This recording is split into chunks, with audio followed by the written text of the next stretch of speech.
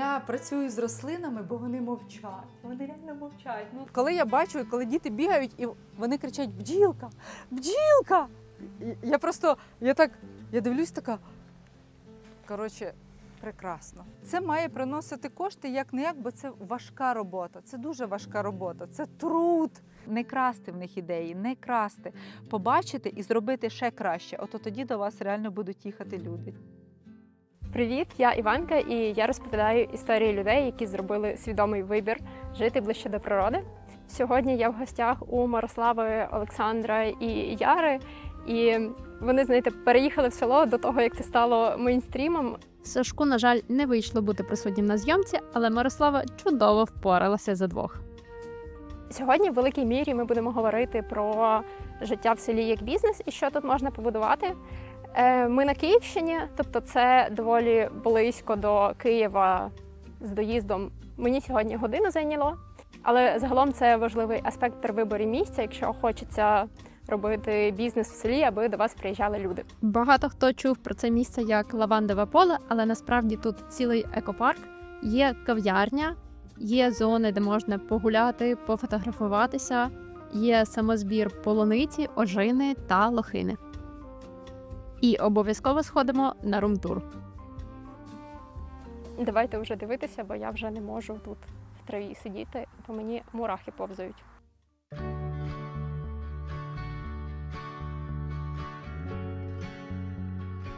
Як ви докотилися до такого життя? Це все заробітки, я так думаю. Десь у 2018 році я поїхала на заробітки від університету збирати полуницю.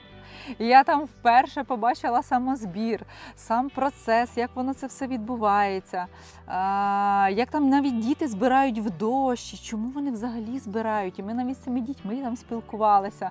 Не знаю, і цю ідею якось я привезла сюди. Але рослини були зі мною завжди. Я завжди любила з ними працювати, обробляти їх, стригти, садити, доглядати. Без цього прямо ніяк. І я якось застосувала це, оточила себе цими рослинами і навколо будинку. І якось ми так до цього прийшли. І вже реально з часом це переросло в якийсь бізнес.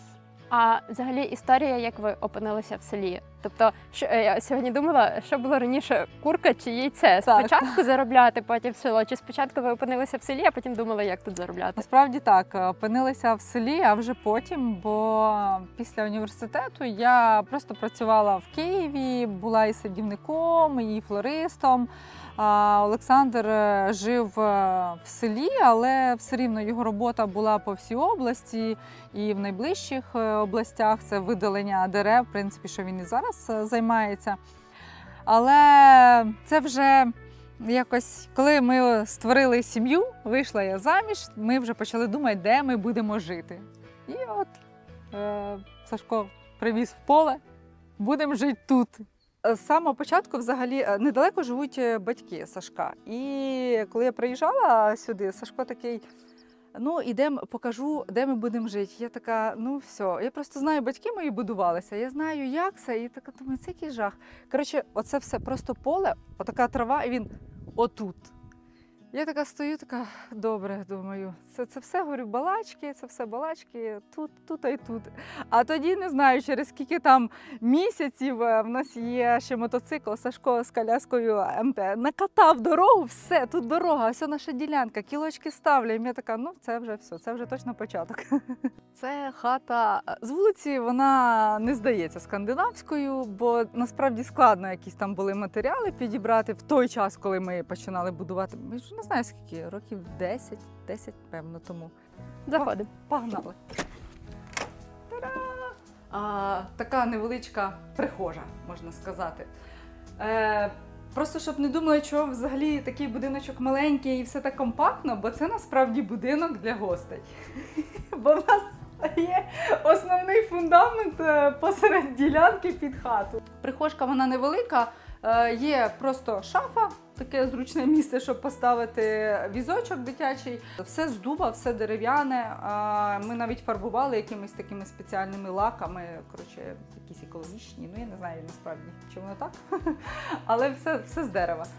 І все, в принципі, тут нічого особливого. Ще зразу звідси можна зайти в гараж. Гараж теж у нас якби збоку, і він на 2 машини. Я зразу хотіла, щоб був гараж на 2 машини, ніхто, щоб ніде нічого не ставив на вулиці.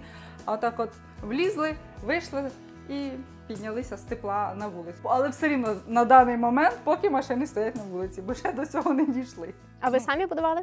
Самі, реально самі будували, от прямо цими руками і піноблок підносили. Єдине, що допомагав мій батько, Сашка батько, всі разом. Єдине, що це ми замовляли спеціаліста, що він крив нам цей дах, бо вимагало там дуже багато нюансів. Наприклад, всередині, коли вже робили оздоблення вагонкою, забивали, підрівнювали, шліфували, фарбували, підбирали цю фарбу. А де ви жили, поки будували? А тут і жили, це просто треба було бачити. Я мінвату пхаю, відкрили вікна, все, коротше, провітрили. І там і спали. У нас, коли ми з самого початку і клійонкою були забиті вікна, і це, я кожен раз пилососила, бо це все отаке було. Ми провели воду і не було зрозуміло цих раковин. Ми просто вирізали миску алюмінієву, дирку в ній. Все нормас. Але саме перше, це Сашко сказав, точно, коротше, пральна машина і унітаз всередині. Це, да. Тут як падає сонце, це він вигрівається, а сонце переходить, посувається і він сунеться постійно. Він прям хатній. Прям дуже хатній. Я його випускаю, але дуже рідко на вулицю, але під моїм наглядом, бо він дуже спокійний, хоче потертися. Коротше кажучи, тут дуже багато сусідських котів, і вони його просто б'ють. Вже 2 рази вухо роздирали йому, я возила. Вона бусинка просто. Да. Чи знали ви, що правилами хорошого тону тепер вважається приносити подарунки не лише людям, а ще й тваринкам вдома? Сьогодні Йонес буде пробувати смаколики від Delicious. Йонес, ти готовий робити розпаковку? Можна ним пол мить, мамка казала, бо він такий. Це не їжа за розкладом, а ласощі, якими можна побалувати котика просто так, похвалити його за те, що він не ходив сьогодні по клавіатурі ноутбуку, коли потрібно відволікти, щоб зістригти кіхтики, або просто побалувати, тому що любиш. Якщо ж ви відчуваєте почуття провини за те, що котик влітку дивиться на вашу холодну комбучу, то Delicious мають напої для котиків. Це насичений бульйон з невеликою кількістю шматочків м'яса або риби.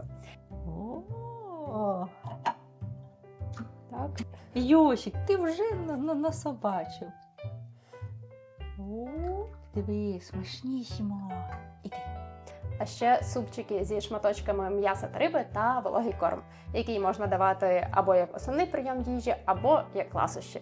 Загалом тут різні текстури, цікаві поєднання і безліч смаків. У мене для себе такого різноманіття нема. До речі, для песиків у них теж є, але покажу вже якось іншим разом. І ще важливо, що за промокодом Іванка15 ви отримуєте 15% знижки, які сумуються з будь-якими іншими акціями на сайті. Тож користуйтесь, переходьте за посиланням в описі до цього відео, і знижка буде активна протягом 1 місяця. Це 2-й поверх. Він насправді в нас не такий вже й величкий, але ми тут оце тусуємо якби щодня, бо 1-й поверх маленький. Тут у нас і студіо рахується, де висить телевізор, диван, гості всі сидять, можемо виносити сюди стола. І тут же у нас і кухня, вона якби невелика, але насправді я люблю якісь такі компактні кімнати, невисокі, і ще мансарда в білому кольорі. Білий колір, він взагалі розширяє простір. Не знаю, начиталася десь. Я не дизайнер інтер'єрів, але щось десь у мені сидить таке. То я от захотіла білі стіни. Далі є ще у нас ванна кімната і спальня. Звісно, що спальня трішки більша, ми там піноблоки ставили, стіну трошки її зсували, щоб ширшу зробити для шафи. Але таке от часто мене питають, ваше улюблене місце це унітаз. Бо коли я сижу, я дивлюсь на лавандове місце. Але, господи, боже, коротше, ну прям вау, реально. Ну, мене, по-перше, з вулиці не видно. Гігантські вікна, на провітрювання, чисте повітря. Я іноді навіть чую, як ще лаванда завіває. І просто, ну, це пейзаж. Фортепіано, до речі, йому піаніно. Я взагалі не знаю там різницю, але, по-моєму, це піаніно. О, в нього така історія. Воно взагалі було чорне. Це блютнер німецький, коли була Друга світова війна. Це хтось привіз в потязі, в вагоні його. Це так нам розказувала бабуся, яка його віддавала. Ну, до речі, тут була вже інша ця решітка, ми поміняли, лазером вирізали, я підібрала малюночок, мені він більше сподобався. Ніяк не можемо доробити балкон, бо... Не знаю, просто якось не доходять руки, чесно, от всі якісь там, все, що заробили ідеї, ми там весь час в парку, а вже в дворі вже, то певно, якось в останню чергу. Хотіли б сидіти отак дивитися, але я і в парку сиджу, в принципі, мене влаштовує, і в саду, ну, поки руки не доходять. Але реально гарно, видно весь парк, і трішки звідси видно ще й Дніпро на горизонті. Так. Там балкон завжди хотіли, щоб був відкритий. І всі от нас відмовляли, бо це ви будете ходити, всі будуть заглядати. Я не знаю, хто там що заглядає, я ще себе голою в соцмережах ніде не бачила. А ви парк почали робити не відразу, тобто ви хату собі поставили? Так. І через кілька років цим почали займатися? Я думаю, що через пару буквально, чи через 2, бо ми якось... Це новий масив, ми як придбали цю ділянку, знали, що якось поступово докуповували люди. Ми деякі ділянки купували в людей, деякі самі купували. Тому так розширялися. Біля дороги ми недалеко взагалі живемо. Тут, скільки, не знаю, 100 метрів. І вирішили просто купити всі оці ділянки, які йдуть до фасаду. То це у вас виходить, це майже ділянки, тут була ділянка для хати, а тут ви... Так. Це, в принципі, кожна ділянка, вона отак от кожна під забудову була. Ми так от докуплювали, і потім вже просто загально загородили, бо загальна площа десь 2 гектара у нас становить. Починали навіть не так з полуниці, як з ожини. В цих рядах повністю була ожина. Коротше, дуже багато їздили на конференціях, слухали дорослих дядьків, де нам говорили, що на українському ринку не вистачає ожини, прям дуже-дуже, садіть всі ожину. Посадили ожину, і вона нікому не потрібна. По-перше, її дуже складно транспортувати, її потрібно зривати, коли вона ще не дозріла. Коротше, це був жах. Але я завжди, з самого початку хотіла, щоб до нас саме приїжджали і тут збирали люди, щоб не я вивозила десь кудись, продавала, хоча я, в принципі, це робила. Хотіла все ж таки на місці тут. То вирішили посадити полуницю, і це було правильним рішенням. Ми недалеко від Києва, і приїжджають сюди батьки з дітьми, і вони можуть самі позбирати, якби пощупати. Ну, це реально для них, бо коли я бачу, коли діти бігають, і вони кричать «Бджілка! Бджілка!» Я дивлюсь така, коротше, прекрасно. Територія у нас, вона взагалі оця безкоштовна з ожиною і з трояндою. Я зробила для того, щоб ще було щось таке приманливе для людей, щоб вони все ж таки приїжджали і фотографувалися. І їжте ту ожину, аби тільки приїжджали. Фотографуйтеся в трояндах, аби ви тільки приїжджали. Ну, зараз цим трояндам, здається, вже 2-й рік. Ну, тут мінус в тому, що вони трошки підмерзають і мають наростити цю зелену масу. В тому році були маленькі, не так люди фотографувались, а от в цьому році, хоч і підмерзло, але все рівно їм трошки краще, ніж в тому, і люди фотографуються, роблять репости в Інстаграмі, і це приманює інших. Я думаю, що я зробила правильне рішення, посадила саме троянди, хоча вони потребують догляду, обробок, поливу, всього. Ну, воно того варте, люди реально це люблять. Тут ожину вже треба попідв'язувати, недавно підв'язувала, знову, повилазила. Ну, хтось купують саджанці в мене і кажуть, Ну, щось не росте вона. Ну, по-перше, полив – це обов'язково. І це як дурна женеться. Я ось буквально тиждень підв'язувала і знову все треба підв'язувати, бо лежить полив. А ще ряди в нас розміщені з півночі на південь, це реально важливо, бо сонце освітлюється з усіх сторін, і тоді ягідка дозріває, і вона набагато солодша. Коротше, якось так. Я кажу, що у вас серед всіх моїх героїв це максимально професійний переїзд в село, Можливо. тому що ви обоє розкажи про освіту. Так. Закінчували ми зараз НУБІП, Національний університет біоресурсів і природокористування, що я, що Сашко. Я не пам'ятаю, у 12-му, певно, у 2012 році я закінчила його, Олександр раніше, Олександр інженер лісових культур, звучить, я ландшафтний дизайнер. Там ми, в принципі, і познайомилися в університеті на туристичному клубі. І так от весь час були зв'язані з рослинами. Не знаю, певно, що з дитинства мати, мабуть, прививала мені. Якась теплиця була, жила в селі, не знаю, навіть і помідорчики, рослинки. Мені дозволяли постійно копоши, сади. Мати купувала мені журнали, тоді ландшафтний дизайн якийсь називалося чи що. Якось не знаю, і мені це все дуже подобається. Відчувається прям як твоє, тому що з дитинства часто просто змінюється. Або в дитинстві не було, а потім хочуть село, або навпаки. А в тебе... Постійно, не знаю. І воно мені не набридає, бо воно лікує. Лікує, не знаю.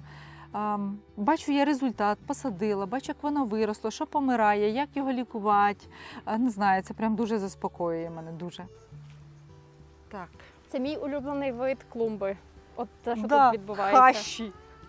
Зі сторони зараз, ти виходиш вранці з дитиною, ідеш в свою кав'ярню, ідеш збирати букети в своєму саду, все так дуже красиво виглядає. І в контексті села там часто люблять, піднімають питання того, що це умовно постановочно, але оця частинка життя, яка відбувається прямо зараз всі 5 хвилин, вона така і є.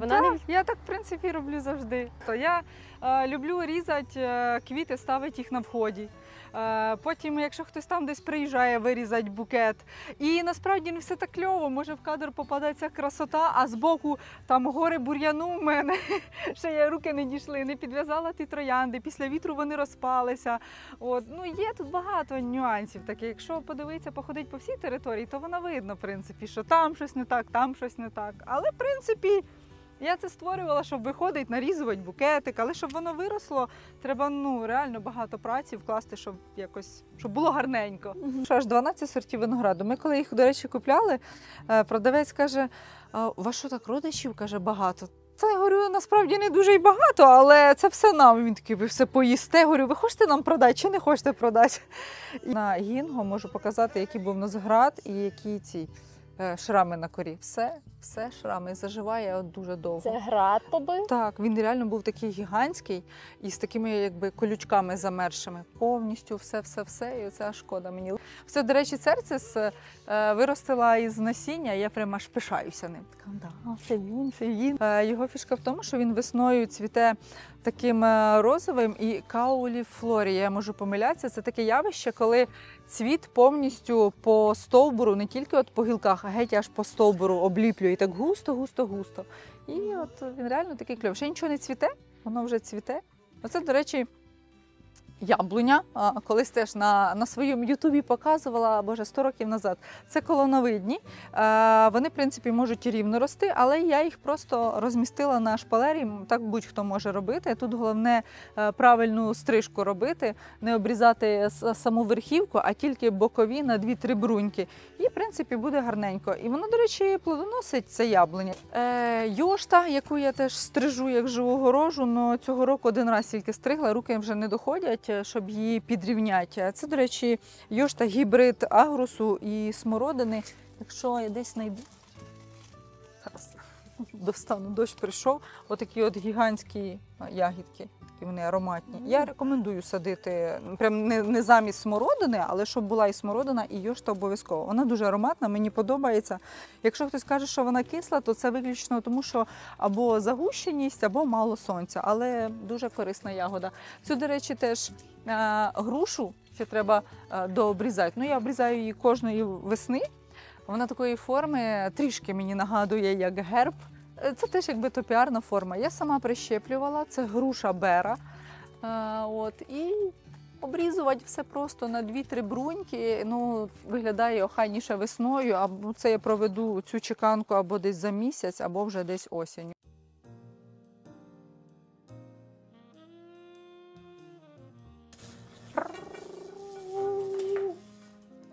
Птішки трохи обділили вікно. У нас там висить ця шпаківня, но ми називаємо совятня, тому що ми робили ту шпаківню для сови, щоб вона там жила. Вона живе десь у сусіда, в нас не живе. То там і шпаки, і горобці, вони от частенько на це вікно трохи мітять. Але ця лежанка, тут треба було трошки по-іншому продумувати, тут треба було лишати, щоб виходило повітря, коли тепла підлога гріється, щоб не замерзало вікно. Тут трохи є таке, що може десь підмерзати. І воно навіть ось недавно лопнуло ще. Ну, коротше, косяки є. Які дуже класні були рішення зроблені, прям подобаються, і які рішення можна було зробити інакше? От, наприклад, димохід у нас прямо під кухнею, де ми зараз, є кочегарка, ми називаємо. Не знаю, хто як каже, у нас кажуть кочегарка. Виходить димохід і він гріє, він ще взимку гріє стіну, і от хто тут сидить, то реально круто. Або на лежанці можна лежати і теплом. Я вважаю, що це реально круто. І, до речі, тут є із тавром цегла. І ми хотіли штукатурити і закривати якимись декоративними камінчиками. Цю цеглу клав мій батько, бо він по спеціальності це все знає, в принципі. І він просто клав її і замазував так глиною спеціальною, по-професійному, але з тією метою, що зверху буде чимось воно оброблене. Він оце зробив, я дивлюсь на це, говорю, знаєте, мабуть, ми нічого не будемо тут замазувати. Батько, то я б зробив ще краще, я б там щось вирівнював. Говорю, лишаємо. І що, в принципі, ще це сама мансарда. Мені дуже подобається, коли от скошені такі стіни. Вікно кльово, 2 в нас є мансардних вікна. Я в них виглядаю, фоткаюся, не знаю. От прям дуже-дуже подобається. Що ще там прям так от вдало? Вдало, до речі, у нас є 2 тут мансардних вікна, щоб було ще більше світла, але в спальні ми хотіли його зробити, але не зробили, і це було правильним рішенням, тому що звідти встає в нас сонце. У нас спальня теж, до речі, не просто саме з тієї сторони. Це найпрохолодніша кімната навіть в жару, і саме коли ми вмикаємо теплу підлогу, ми там ще робимо прохолодніше, там дуже комфортно. А якби було мансардне вікно, не дивлячись на те, що є спеціальна така шторка, було б більше сонця, по мансардному вікну постійно бігають пташки, а вранці, коли ми спимо, і ці пташки шкрябають своїми кігтями, то якось не дуже. От продумано було завчасно ось цей перехід. Тут нічого нема, ніхто не перечіпається, і пилосос їздить. Але оскільки плитка була товща на кухні, а вінілова плитка була тонша, то тут, коли заливали підлогу теплу, ми трошки опускали, а тут піднімали. Все в міліметрах, під нівелір, і от реально круто, оце крутяк. Тут, в принципі, ще в нас не дороблено така якби ніша є. Тут мають бути такі дубові доски стоять, і швидше за все, що саме зараз ми їх зробимо, тому що Яра підростає, як почне повзати, ходити, то тут точно треба якось захистити її від сходів. До цього час дійде. Штори у нас із льону, вікна майже в підлогу. І знову ж таки, коли штори з льону, вони важкі, коли ми їх опускаємо, піднімається тепло з теплої підлоги і трошки утворюється конденсат. То треба було геть повністю от в самий низ і кладуть спеціальну таку решітку, де виходить тепло. Бо знову ж робили все самі, і коли то було, якби батьки допомагали, але реально батьки просто слухали, що хочемо ми, тому що нам в цьому будинку жить. Вони казали, наприклад, у ванні краще зробити шов не білий, а чорний буде маратися. Ні, я така, робимо білий, і що? Нічого, Мирослава тре, витирає, бо дійсно воно видно, все грязне. Ну таке, зато це було моє рішення. У нас на другому поверсі повністю тепла підлога по всіх кімнатах. Я не будівельник, але так по-простому. Тут лежать трубки, в яких, я так розумію, це на водній основі, можна так сказати. У них ходить вода, яка нагрівається, котел стоїть у кочегарці. І, в принципі, все. Є ще у ванні спеціальні дверцята, де оця вся система, як казав мій друг, мозги регулюються. І це реально кльово, бо от прям кожна у нас ділянка регулюється окремо на кухні, тут в ванні і в спальні. В спальні взагалі, здається, 5 максимум. Ми там на одиничку ставляємо, тому що любимо спати, коли прохолодно. От. І колись, до речі, коли ставили ці балясини, трубка заходила занадто близько, ми просвердлювали. І такий фонтан. Я ще сижу тут така, що робить? Сашко, я не знаю, прийдеться переключати. І воно просто фух, і ми такі, пішли переключати. Все залило в наші дерев'яні оці сходи. Хай вони пофарбовані, але просто вода така спокійно, пішли перемикати, закривати. Коротше, було в нас таке. Кондиціонера нема, але от зараз який у нас кондиціонер? Це відкрите вікно в спальні, відкрите на кухні, протяг і ще я заношу вентилятор. Я до свого дня народження так не готувалася, як до дня народження Комфі. Вчора поїхала забирати кондиціонер. З першого разу мені не дійшло, що він має 2 частини, але лише цю одну маленьку гарну, яка висить всередині будинку. Тому дуже весело було з консультантами запихати це все в машину, але ми впоралися. Що, ми можемо його розпаковувати? Треба. Це я так. Да. Щас. Я насправді дуже люблю все розпаковувати. Все, що привозить мені Сашко з Нової пошти, ніхто нічого не розпаковує, все, ждуть мене. Стільки радості. Вже у нього він управляється з Wi-Fi. Я вже сама собі такий хочу. Я так розумію, можна увімкнути, поки він вдома, ти десь в парку або їдеш. Це прям супер. От, і так само на випадок, коли холодно, треба нагріти в хаті, коли тепло, треба охолодити. Мені, до речі, дуже подобається, як у вас він розташований. Тому що кондиціонери часто, який би класний дизайн не був, ти його помічаєш все одно, що він є. І тут якесь саме місцинка під нього. Ідеальне місце просто для кондиціонера. І на ці кондиціонери зараз діють приємні знижки. Я дам посилання під відео. Заходьте в Комфі, більше 110 магазинів офлайн по всій Україні. Можна в додатку, можна на сайті. Діє доставка за 1 гривню на деякі категорії товарів. Або ж можна просто отримати на новій пошті, або в магазині, як це отримувала я. Консультанти з радістю допоможуть запхати це все щастя в машину. 2 блоки щастя. Може, не з радістю допоможуть, але допоможуть. Це точно.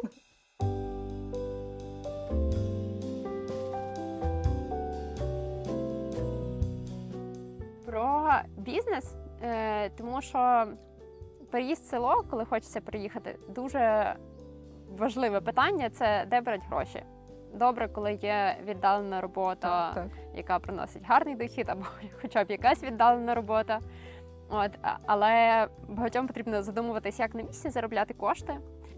Як у вас влаштований тут бізнес, які якісь основні речі, чи це по сезону працює, чи основне це там кав'ярня, чи поле, чи оця особиста робота, де там Сашко виїжджає обрізати дерева. Наскільки це все, наскільки важлива близькість до Києва, до речі, також? От що стосується нас, у нас був капітал. Ми заробили гроші на обрізці дерев вклали в землю і вже потім почали вибирати з парку і вкладати далі. Але якщо, наприклад, у людей цього немає, можна почати із чогось мінімально, ну дивлячись, що у вас. По рослинам тут важливо, що саме у вас. Або ви просто ростите і доставляєте кудись, або ви хочете це все на місці, наприклад, як у нас. Бо саме наша локація, вона реально важлива, бо ми недалеко біля Києва. Пішли, подивимося, що там кав'ярня. О, покажу. Кав'ярня в селі. А я собі думаю, я коли стану багата, мені треба буде заробляти, то я собі десь пекарню, кав'ярню, якусь таку для душі відкрию в гарному місці. Але завжди все рівно треба прораховувати, завжди. Ну, це дуже складно. У нас тут комплекс всього, не просто кав'ярня, а саме для людей, які от не знають, де що воно вирощується і так далі. Бо місцевих приходить насправді небагато. Виключно за кавою це окей. Ну, щоб зайти на поле, то ні, тому що тут в кожній вулиці, в кожному дворі є якась діляночка, де є полуниця, є та ожина, їм це не дуже цікаво. Але в кав'ярню приходять, бо це щось незвичне, унікальне, там крафтові лавандові напої, лавандова кава, це теж цікаво. Можна лавандову косметику купити, щось таке незвичне, якусь історію почути, про дистилятор, як ми це все переробляємо. То, в принципі, вони приходять. Але якщо ви знаходитеся навіть там за 100 кілометрів, то тут важливо робити те, щоб люди до вас хотіли приїжджати. Ну, якщо це з рослинами, то не просто ви вирощуєте малину і полуницю. Зробіть сервіс, люди це люблять.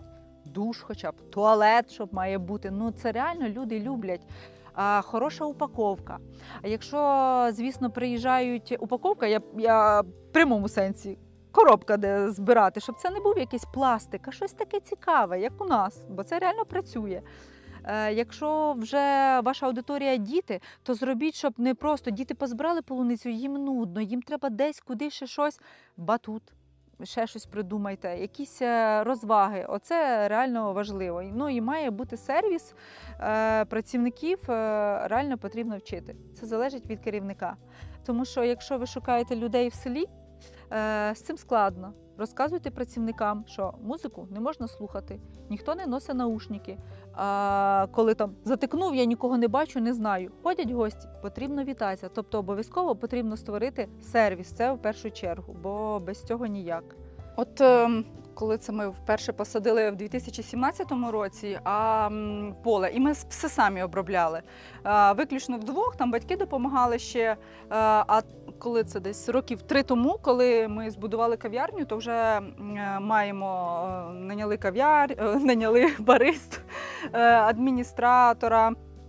І це реально велика відповідальність, це вже зарплата, це податки. Я реально не те, що переживаю, а постійно думаю, який має бути бюджет.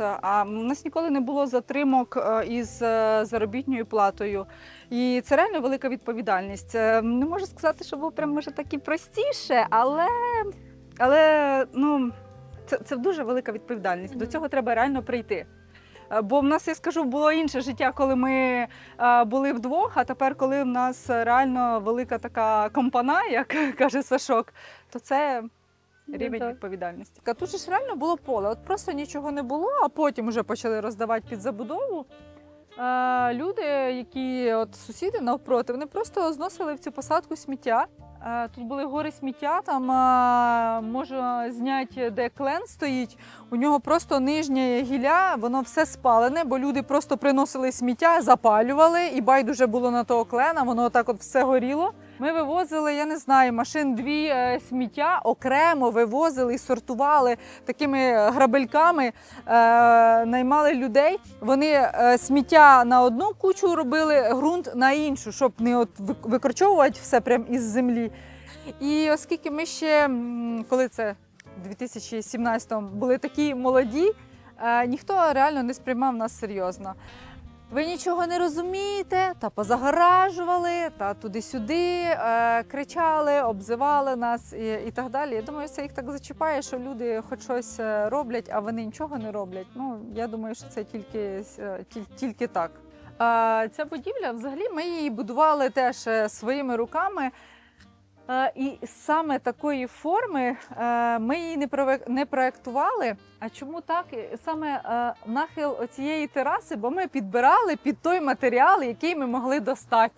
От не було там більше 2,5 метри, наприклад, у нас колод, робимо, значить, от терасу під цей розмір. І насправді вона дуже легка, можна сказати, в переносці. Олександр робив її так, що її можна було ще зачепити, підняти і поставити в іншому місці. Тобто вона, в принципі, переносна. Просто з дерева, утеплена, опалюється кондиціонерами. Заведена, звісно, що це електрика, вода. Теж так цікаво. Знизу ми підстеляли спеціальну сітку, щоб не було гризунів. Хтось думає, що тут прямо все так ідеально. Ні, миші теж тут шастають, тут і зайці шастають, і козулі, і лосі. Жуків дуже різних багато. Ще є оці, так вже скажу, бо прям пишаюся, ці жуки, олені, вони занесені до Червоної книги. І їх тут прям дуже багато. Я прям радію, десь на дорозі повзає, ми з дороги зносимо, кладемо їх на обочину, бо це, в принципі, тут наша така екосистема.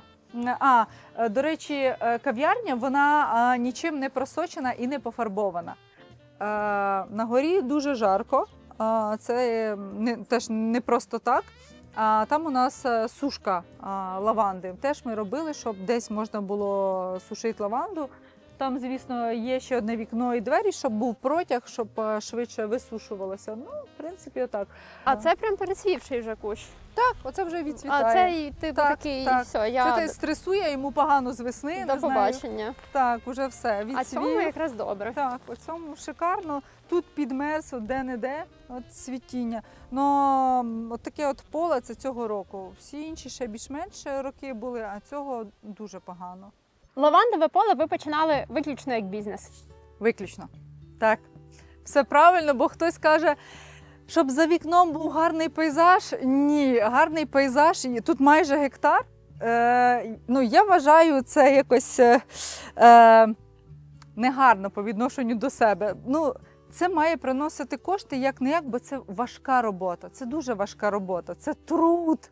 Це великі витрати. Тут лежить агротканина, потім солома. Солома, тюки взагалі космос просто коштують. Я розумію тих фермерів, які молотять овес, пшеницю, затюкувати, привезти треба його. Потім стригти 3 рази, десь я 3 рази на рік стрижу. У нас працює постійно свердловина, у нас є інша свердловина, вона не одна. Поливається лаванда, бо якщо все рівно не поливати, тут трубки поливу лежать під кожним кущем, воно просто все засохне. Доглядати. І це вже ми починаємо мульчувати, а раніше був газон, і ще не достелили, в принципі, він лежить у нас. Бензин, покос, плата праці, це все, але як буває таке, що не завжди можна знайти чоловіка, і я кошу. Я взагалі люблю косити траву. Скільки насправді все я прораховувала, засікала, 5 годин я кошу лавандове поле. Я знаю, в умовному Провансі там прям поля лаванди якісь гігантські, чи в цих, коли в промислових масштабах. А от з такого поля це з гектара, да? Щось? Так, десь тут гектар. В Провансі, взагалі в тих країнах, там Італія, Франція, то навіть ще й Болгарія, в них лавандін. Це гібрид, і він реально великий такий. Це лаванда вузьколиста. Ми переробляємо її на фермі олію і гідролат. У нас є невеликий дистилятор. Продукти із лаванди. Наскільки це велика частка і чи основна частина – це умовні фотосесії біля лаванди? Я б сказала, певно, що це десь, можливо, 50/50. Коли сезон, звісно, що фотосесії, але ми можемо і в самий сезон продавати цвіт лаванди, як букети, але потім це все можна ще й засушити і зимою заробити. В принципі, що ми і робимо, бо парк не виживе отак на самій кав'ярні, тому в нас працює сайт і ми продаємо букети, саше. В такому стані можна збирати на чай. Не дивлячись на те, що квіточки відцвіли, бо просто саме ця лаванда має багато ефірних масел всередині, а нам для чаю якраз це і потрібно.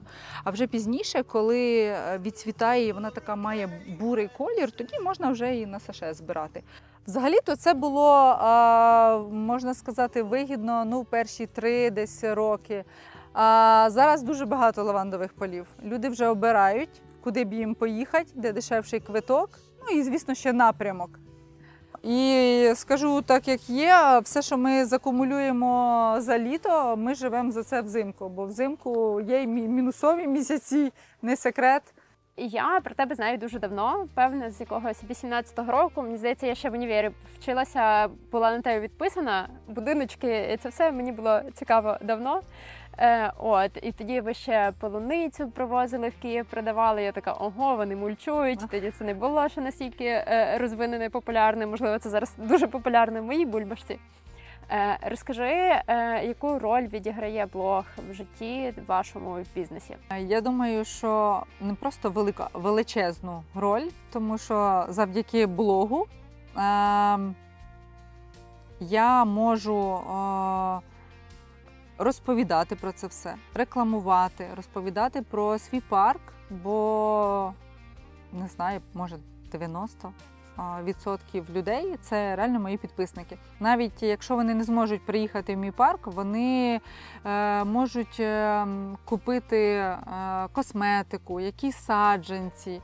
І знаєш, це не про те, що я комусь щось десь упарюю. Людина, ну я не знаю, це не якийсь там одяг. Це от реально саджанець. Людина його купила в мене, і вона мені кожен рік пише: дивіться, ягідки, моя дитина смакує ягідки, бабусі я купила цей саджанець. Це саджанець надовго, от реально надовго. І якщо мені потрібна якась допомога чи ще щось, якась там порада, я от скажу в сторіс і прям в вагон цих повідомлень вибрала те, що мені треба. Все, я от знайшла прям зараз, допомогли мені і все. Ну і розумію, що ми один одному допомагаємо. Я ділюся чимось корисним в інстаграмі, якісь поради, там, не знаю, корисності даю людям, і вони мені, в принципі, взамін. Ну, це реально круто. Блог – це реально круто. Тут у нас квітнички, і що покажу ще, це взагалі центральний такий вхід у нас, водойма є. Ми накрили сіткою недавно, просто деякі гості виривали постійно діти, дорослі, листя лілії, яка там росла, і вона просто ніколи не зацвітала. До теплиці ще ми дійдемо, зараз хотіла показати, ми зробили спеціально оцей будиночок на вході із рослинами на даху. Взагалі він будувався як курник, щоб були маленькі курочки для дітей, які приїжджають з Києва. Зараз там просто склад, там стоїть інвентар. Я щось передумала, я вже не впевнена, чи будуть там якісь курочки.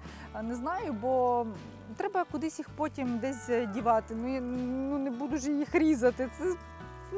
Ці ж курочки, їх треба десь в тепло, треба десь переносити, треба зерно. А я щось не дуже впевнена, що я подолаю це. Тваринки – це щось. Це велика відповідальність, це не рослинки. До тебе, як ти сказала, 90% людей приходять через блог. І дивлячись твої сторіс, у мене було враження, що ти дуже строга людина. Я прям така приїду, познайомимося і подивимося. І я коли публікувала, і мені люди писали відгуки: о, цікаво, бо вона така строга. Це реально правда в тому сенсі, що люди це пишуть. Так, бо мені неодноразово писали, а якась вона зла, а ще як я покажу, вкрали там тую, або ще реально Мирослава зла, вона якась дивна. І це через когось комусь передавали, а друзі вже мені доносили. Ну, через екран це реально так і люди думають. І коли вони ще приходять, деякі, я бачу їхні реакції такі: що щас буде? Мирослава ще скаже: ну вон отсюда, геть, щоб я вас тут не бачила. Насправді ні. Я реально добра і не конфліктна, але якщо саме стосується моїх працівників, я реально їх можу захистити, перевірити камери, чи дійсно це було, стану за них. Ну, знову ж таки, мене так виховували, що має бути справедливість. Якщо я винна, то я це скажу: так, вибачте, я винна, от, чуть що, але я не конфліктна взагалі. Опа! Щоб я її десь ось сюди. О! Опа! І буду тут підв'язувати. Вернемося отак от назад, саме на цьому місці. Навіть приїжджав Коля Денко і з концертом, так сказати, виступав. А от Катя Осача знімали вони тут світське життя на цій території. Тут така тераска, залити бетоном, до речі, було правильне рішення. До речі, бетон, ця дорожка і там, здається, десь 60-70 тисяч гривень. Бетономішалки приїжджали, заливали. Це тільки бетоною. Я не пам'ятаю, що там в нас лежить решітка, яка тримає це все. От. Ну, особливо, коли немає вітру, ми відкриваємо ці всі парасолі. Парасолі теж десь по 10 чи 15 тисяч коштувало. Тут ще зона, де стоять столики. До речі, тут я нічого не робила такого стаціонарного, щось там забетонованого чи ще щось. Це з тією метою, щоб коли будуть орендувати цю територію, то все це можна було прибрати, віднести десь у сторону. Оцю всю територію я теж планую замульчувати, бо це найкращий варіант. Ну, дерева дуже такі вражаючі. Так, це все клини. Ми не видаляли тут дерева, ми їх просто обрізали. Єдине, що є в нас тут груша. Я зрізала її верхівку для того, щоб було більше сонця для кленів, бо верхівки кленів навіть почали всихати. Коротше кажучи, ми зробили санітарну обрізку. І десь рік тому я ще їх обробляла, бо борошниста роса, вона робить свою справу, вона просто убиває ці всі клини. Але їм саме в цій ділянці найкраще, тому що тут ще є полив. І не дивлячись, що це дерева, старі, проте, коли тут було сміттєзвалище, було якесь жарке дуже літо, і клини просто почали всихати. От посеред літа вони просто почали осипатися листя і так далі. Тобто вода обов'язково має бути. Тут я стелила просто картонки. Нічого не робила, саме тут хотіла, щоб не проростало, бо тут більше людей, а там уже просто замульчовувала і все. Товстим шаром мульча обов'язково має бути товстим шаром, але ж тоді бур'ян не проросте. І ще у нас тут такий кисловатий ґрунт, щоб не ріс хвощ, там ще якісь рослини, то це мульча саме з тополі. Так, бо якщо ви будете устеляти, така порада від мене, сосновою, мульчою, там, тирсою, вона буде підкисляти ґрунт, це недобре для рослин. Це потрібно знати склад ґрунту. А це з тополі прекрасно, ідеально. Там в квітниках тримає вологу, а тут не росте бур'ян, і це якби ідеально. У вас була ще одна кав'ярня, яка закрилась. Так. Розкажи, будь ласка, про цей досвід. З плачем буду зараз розказувати. Кав'ярня була в напрямку Києва, це Нові Петрівці. Можу сказати, що ми не до кінця дослідили той ринок. Чомусь ми вважали, що недалеко до Києва, там житлові масиви, будинки понабудовували, велика аудиторія. Але, як виявилося, там була кухня в нас, все кльово було, класні кухарі, страви якісь. Але, як виявилося, людям місцевим і тим, хто живе, це не потрібно. Місцевим випити чашечку каву і все, чашечку кави, а ті, хто живуть в будинках, не знаю, якась молодь чи ще щось, як виявилося, вони не ходять по кав'ярням, бо це близько до Києва, вони виїхали, приїхали, все, вони весь час в Києві, встали вранці, поїхали в Києві, тусують, працюють, кав'ярні, приїхали на вечір. Отак от це був реально промах. Коли ми готували меню, у нас було там весняне, на осінь, наприклад, карамелізований якийсь гарбуз, ще щось, люди приходили місцеві. Ти що, гарбуз для свиней? Я й дома його зварю. І ми просто з такими очима. Ну як так? Стараємося, все було. Вечори проводили, де в нас піаніно було, грали. Людям це не треба, їм зовсім не треба було те піаніно і так далі. Якийсь декор ми робили новорічний, там ще лампочки, це все вже, щоб все привертало увагу. Вони пофоткалися і навіть не заходили. Що цікаво, що навпроти були ще кав'ярні, де в них не було туалету. Туалет був якийсь центральний, за якоюсь там сільською радою, а в нас був туалет. Все було кльово. Місцеві заходили, у вас є туалет? Є. Вони просто приходили в туалет і уходили. Не потрапили, так. І хтось такий, у вас так кльово, ми до вас ходили. Ну, є статистика, і ми бачимо, що постійні клієнти, вони теж приходили раз в тиждень або раз в 2 тижні, ну це не рахується як постійні клієнти насправді. Так що так. Теплицю ми цю будували теж самі, от все прям своїми руками від А до Я. Ну, цю цеглу викладав мій батько. Олександр все всередині там наварював дверцята, там у нас є камін. Проєктували теж все самі, хоча не якісь там архітектори, але в програмі Олександр зміг його все там по деталям розбити. Ця теплиця, чомусь всі думали, що тут будуть помідори, огірки. Але, ні, не так. Я така, не буде помідорів, огірків, нема в цьому нічого поганого. Ми хочемо просто здавати її в оренду теж під якісь заходи. Там дуже гарно, там просто можна, це готовий будинок, в ньому реально можна жити. Там є вода, є світло, вода холодна, гаряча, туалет, кондиціонер, телевізор, от все просто є. Коштує вона теж реально космос. Зараз я вам не скажу, скільки прямо на даний момент, треба подивитися в записах, веде їх Олександр, але вже більше 1 мільйона ми вже витратили. В час, коли ми купували, це метал. Метал коштує просто космос. Вікна, бо це не просто теплиця для помідорів, це реальний будинок. Тепла підлога, заливка, цегла. Цеглу ми їздили, купували на південь України, я не пам'ятаю це місто, воно не окуповане. Ми знайшли на Сландо, приїхали, вибирали, хлопці нам грузили у фуру, вона приїжджала сюди, ця фура, через 2 доби вона сюди їхала, бо комендантська година. Замовляли маніпулятора, сусід наш, піднімали, оце все ставили. Вона, я б сказала, ще унікальна. Нам не треба було, щоб була цегла така сучасна. Вона не підійде вона в наш парк. У мене питаннячко. Так. Сландо, це в тебе винирнуло із давніх часів, чи ти так давно ви купували цю цеглу? Це, певно, що з давніх часів. Яка я вже стара. Тося, що велик зараз. Окей. Гарно. Навіть оцей граб, який тут отак уже відійшли в сторону. Ще теж ремонт і ще підв'язку потрібно. Коли завершимо дах, підв'яжу його, щоб він був повністю прилеглий до стіни і нібито як підкреслював ці межі стіни. Було дуже гарно. Це теж десь ідея, взагалі-то десь за кордону побачила, але що в університеті дуже багато вчила топіарне мистецтво, я дуже це люблю. Хтось каже, що ви мучаєте рослини? Бачите, вони мовчать, нічого не кажуть.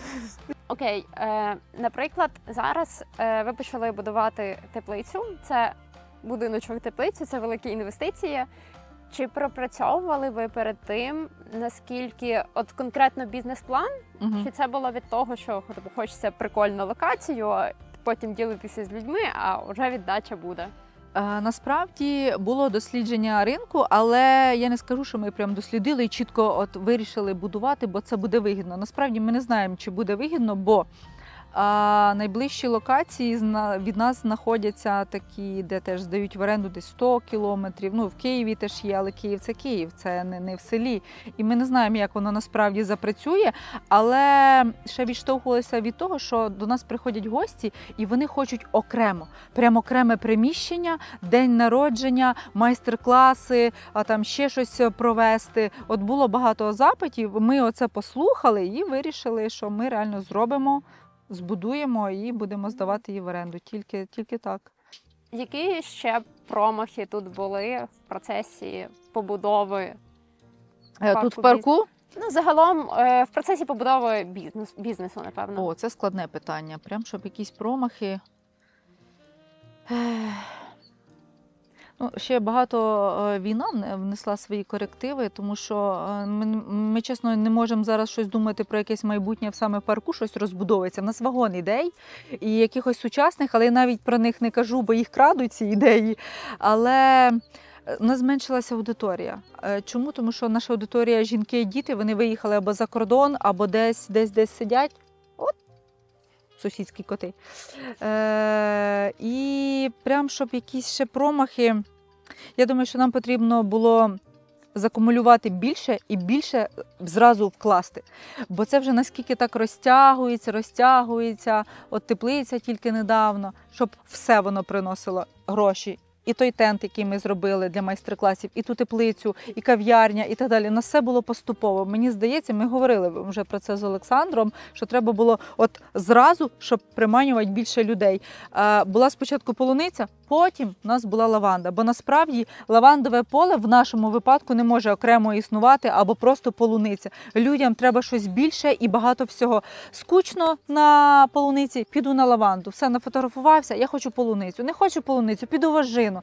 Тобто треба, щоб на локації були багато таких місць, де людина може провести часу більше, бо коли людина тут сидить, відповідно, вона ще може в кав'ярні ще щось купити, ще щось придбати і лишається довше часу. Тобто я думаю, що потрібно було зразу якісь такі локації робити, щоб сфотографуватись, поїсти, поспати, полежати. А в нас так якось розтягнулося, тому певно, це такий промах.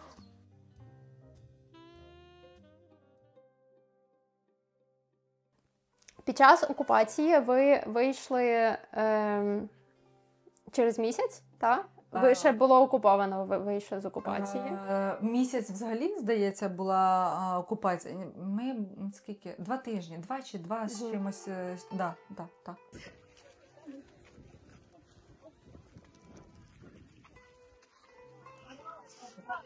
Люди просто перепливають. Просто ужас. Гляньте, скільки людей. Розкажу, так як нас вже не було, ми вже поїхали. А ви тут 2 тижні були? І вирішили їхати. Ще збіг обставин всього, подзвонив друг і сказав, заберіть жінку, коротше, наша родичка із дитиною. І я така, це дитина, як виходить, як забирати. І, коротше, ми вийшли десь 2 з чимось тижні були. А коли повернулися, то вже просто побачили, що вже завалені огорожі. Але була мамка Сашка, і вона це бачила. Вона була вдома, вона почула, що стріляють. Вона сюди прийшла, не злякалася. Вона побачила, що тут по вулиці БТРи стоять, і отам в дворі. І вона така, що ви робите? І вони такі, наче здивовано. Перестань, там, російською говорили, не заїжджай там і так далі. От вона прям так оце все і розказувала. А що таке? Вона така, хлопці, що ви робите? Що ви робите? Вона така все, давай там, од'їжджай назад. Він назад, ці забори, отаке просто, отаке. Чим далі, тим більше вони почали розповзуватися по всьому Димиру, і ми тут на краю, і якби дійшли вже і до нас.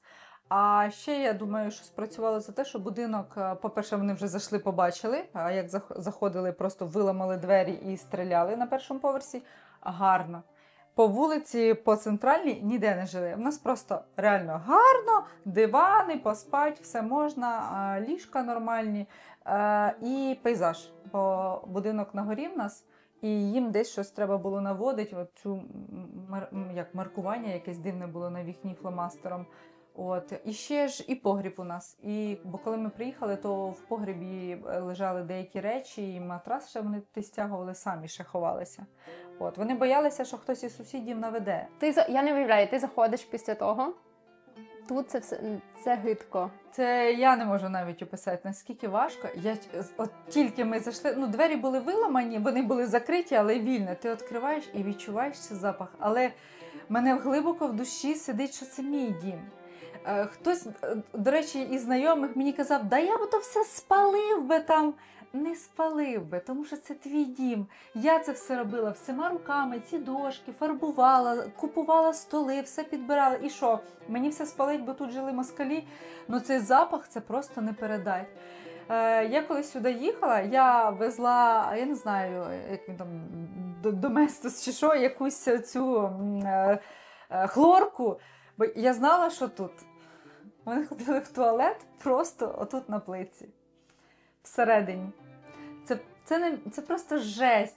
Це запах якогось бомжатника. От просто бомжатника. А курили вони, звісно, що в будинку, ні про яку культуру не йдеться, а і тушили свої ці окурки прямо так от в підлозі. На плитці тут не видно, а на вініловій плитці, бо вона така, що гнеться, то було сліди. Я ще так затирала йоршичком, щоб от прям мені хотілося все вишкребти і забудь.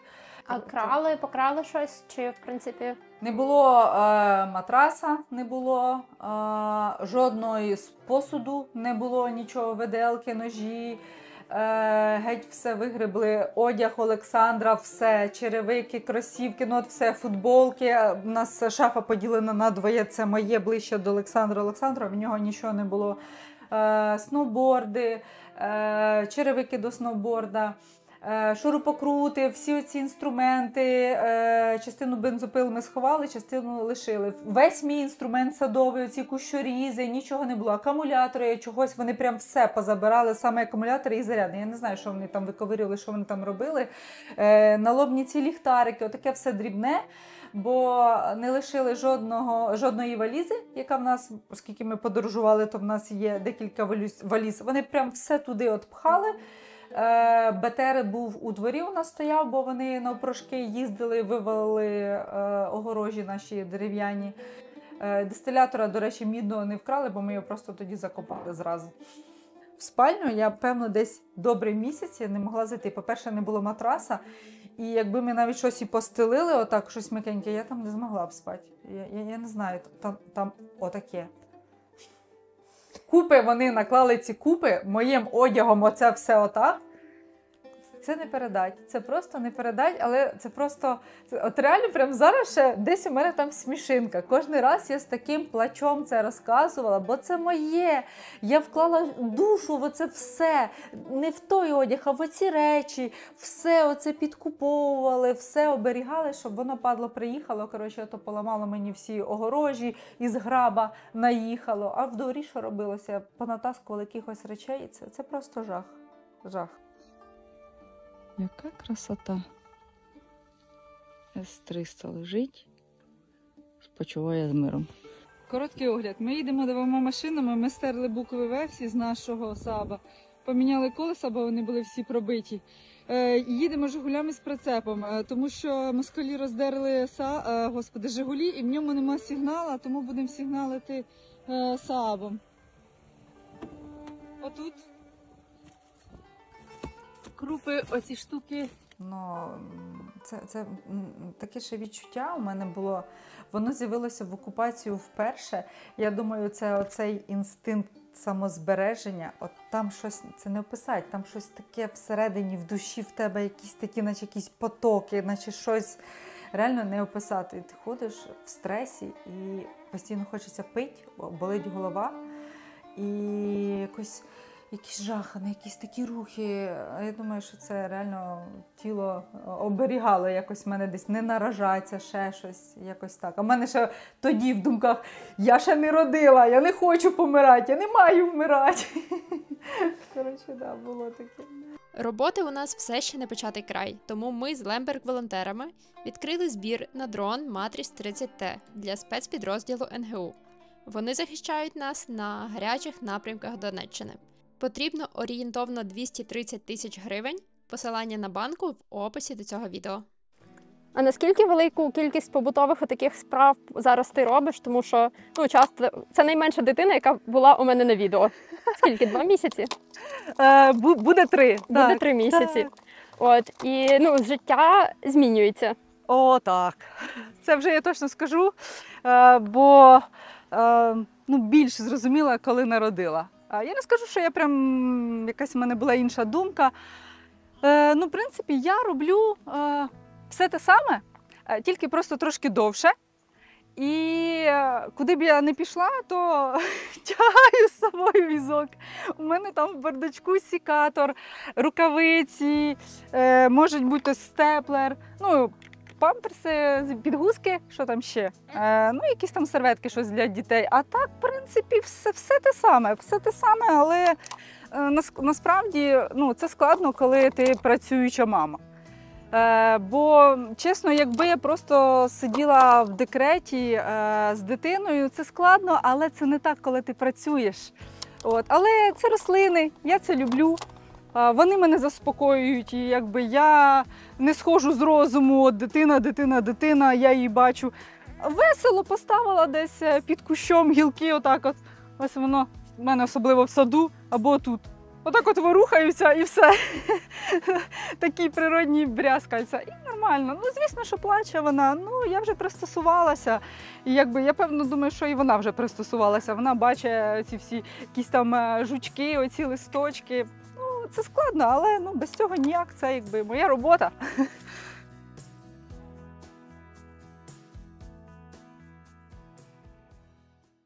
Наостанок я запитаю про якісь плани, мрії, пов'язані з життям тут. В тебе зараз донечці 2 місяці. І дитина буде рости тут, в селі, біля природи. Тільки тут, але в мене таке є, що, знову ж таки, вона виросте, вона, певно, сама буде обирати, куди їй йде, що, як. Я не буду прям їй намагатися говорити, що це все твоє, ти тільки тут. Як вона, звісно, захоче, я буду намагатися перевивати любов до природи, до людей, до цих жучків, які тут у нас живуть. Баристи мої кажуть, носять її, це все твоє, це все твоє. Я не знаю, як воно буде в майбутньому. Звісно, що я б хотіла їй передати цю справу. Це складно, це тяжко, але вже як вона захоче. Лаванду – це круто, але це не просто про квіточки, це тяжка робота. Якщо вона захоче, то, звісно, нехай. Але це дуже складно, дуже складно. Якщо їй сподобається, я вже говорила з Олександром про це, а можливо вона захоче юристом бути, а можливо вона захоче виїхати за кордон, я її не триматиму. Нас не потрібно, певно, буде доглядати, ми не вмремо під кущом десь. Є земля і це важливо, в принципі. Так що для неї стараюся, але не знаю, як воно буде, як вона вже захоче. Клас. Дуже дякую тобі за інтерв'ю. Будь ласка. Я взагалі рада, що ти приїхала. Я розповіла, не знаю, щоб підтримати когось, бо вийде це на YouTube, щоб я комусь допомогла. Мене, так не знаю, виховували, вчили, щоб допомагати. Якось всім, і що мої поради реально були корисні. Мама! Он моя мама, яка надихає і мене виховала і прививала мені це все, бо я зараз заплачу. Бо я бачу дитину свою і маму. Коротше, так.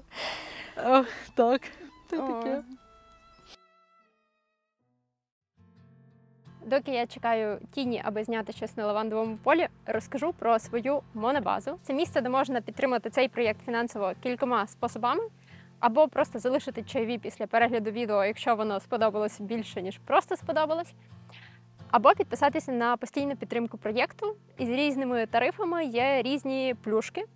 З тарифом 100 гривень є доступ до деякого унікального контенту, а з підпискою 250 є доступ до чату. Це спільнота людей, які переїхали в село, збираються переїхати в село, можна познайомитися, знайти якісь цікаві контакти, щось обговорити, тому welcome, посилання є в описі до цього відео. А ще ми робимо зідзвони регулярні в Zoom, і там я розповідаю бекстейдж історії блогу, можливо, теж комусь цікаво. Дякую, що провели цей час разом з нами.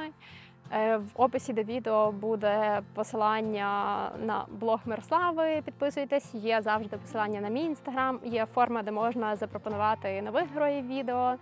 Я, може, вийду на зв'язок не відразу, але з часом видно. Є емейл для зв'язку, будь-що, що потрібно.